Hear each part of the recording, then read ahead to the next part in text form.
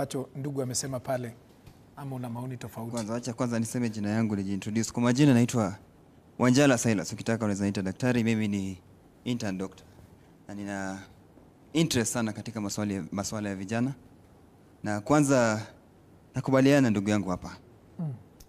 Kuna methali kadha wa kadha, acha niseme mwenda parliament na streets, marejeo ni chama.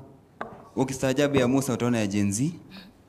Na hakika mambo ambayo tunaona ni maajabu ya Gen Z. Ukiangalia venye hii mambo inaenda, hata kina Ruto, President William Ruto, akina Sifuna, akina Raila Amolo Odinga, wote walikuwa vijana wakati waliunda zile party. Na walikuwa na zile mbio tu kama venye tunaona saizi, wakaunda party. So sisi hapa kizazi tumetokea tukasema, wengine hatutaki kujoin hizo parties, tunaona hawa ni kama wanatuchanganya. Lakini let me tell you, acha tujiulize tu. So tuseme party iundwe saizi, jenzi itwe, kuna example. Mwenzetu Morara Kebaso aliunda inject party, lakini kama hiyo party imekuwa injected na pathogen saizi iko sick. Sasa hiyo ni example tu moja, party yenye jenzi mwenzetu aliunda, hatutaki kuingia huko, tunaona iko rudderless. Na sisi tunaimba partyless, leaderless. Party moja yenye tumeunda iko rudderless, hakuna mali nenda. Sasa and let me tell you, hakuna kitu tofauti inaenda ku happen 2027, kwa sababu hawa wenye wamejiestablish ndio watakuwa tu hapo. Hatuna ile misuli ya kusustain such thing, hiyo leadership yenye inahitajika, kwa sababu sisi tunaangalia vitu temporary. Mara sijui nani must go, venye ndugu yangu amesema, sijui nani must do what. Lakini nani abaki basi? Nani abaki kuongoza? Nani abaki kutuelekeza? Unajua, acha nitumie mifano. Katika Biblia takatifu, kulikuwa na baada ya uongozi wa mfalme very wise Solomoni, hata kama alikuwa na wake wengi lakini alikuwa very wise. Kulikuja kijana wake ambaye alifaa kurithi Israeli mzima, anaitwa Rehoboam. Sasa huyu Rehoboam babake alikuwa ameka sheria kadha wa kadha ambazo ziliwabanikiza wana Israeli. Alafu kukatokea akaenda kwanza akapata wasia kutoka kwa wazee.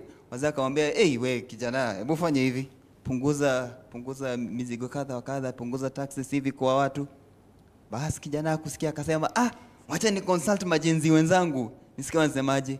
Pale majenzi akamwambia, nimetumia majenzi lakini Bible haijasema majenzi, ni vijana wa rika yake. Wakamwambia, mzee Rehoboam, bana, nakwambia wewe wabanikiza kabisa, endelea kabisa kuwekelea. Nataka kusema nini? Kuna advices zenye tunajipea zenye zinataka kutucomfort tu. Lakini ukweli wa mambo ni at long last lazima tutaingia kwa hizi parties. Unaona Kasmuel alitorokea huko, naona saizi kuvuna. Na ninajua kuna wenye hapo hivi hata wanataka kuingia huko ndio wavune. Wanataka kuvuna kwa hizi parties. Na by the way ikifika 2027 hapo June utasikia watu wote, kila mtu kwa hiyo parties. Na actually Gen Z ni kama tutagawanyika tu. Imekuwa kama upepo tu. Na tutagawanyika into different, actually watu wataanza kuingia DCP, wanasema sisi ni wa Mount Kenya, sijui sisi ni wa nini. Wengine huko wanasema tunataka Western ikuwe represented. Why? Kwa sababu sisi tumeona already tuko divided, hata tuko rudderless, hatuko tunajua tunataka nini. So meaning if this thing was kama ingekuwa ya kuleta mabadiliko yenye tunataka, tungekuwa na kiongozi ambaye anatuongoza. Ni kama sasa ukuwe na kondoo ambao hata Yesu aliotazama watu wakaona ni kondoo hawana kiongozi. Utakaje bila kiongozi? Lazima tukuwe na kiongozi. Hata katika familia kuna baba ambaye anatuongoza. Katika nchi tuko na rais ambaye anatuongoza. Kila mahali penye tuko lazima kuwe na kiongozi. Katika companies kuna CEO, lazima atoe direction. Jenzi hii ya leaderless imetokea wapi? Tuna invent nini? Anyway, sawa. Tulisikia pale nyuma alafu nirejea hapa. Thank you. Thank you Bwana Paul. Kwa majina naitwa Bernard Lime, Speaker wa Bunge la Mwananchi Westland. Kulingana na swala lako